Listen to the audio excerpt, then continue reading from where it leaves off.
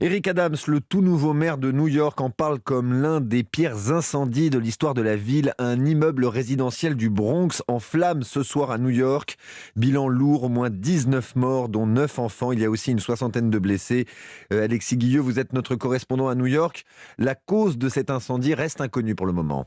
Oui, et les pompiers ont retrouvé l'origine du feu, un appartement en duplex situé au 2e et 3e étage de cet immeuble qui en compte 19. Pas de raison de penser à un acte criminel, mais la porte de l'appartement a été laissée ouverte et la fumée s'est propagée dans tout le bâtiment. Des victimes qui tentaient de fuir ont été retrouvées dans les escaliers et à tous les étages. Le maire de New York, Eric Adams, s'est rendu sur place en début d'après-midi. C'est un moment horrible et douloureux pour notre ville. Les chiffres sont horribles. Cela va être l'un des pires incendies de l'histoire récente de New York. 19 morts et 63 blessés selon le dernier bilan. Plusieurs personnes sont encore dans un état critique.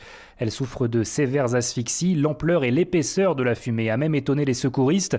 200 pompiers sont intervenus pour maîtriser le feu qui s'est déclenché ce matin dans ce quartier populaire du nord de New York.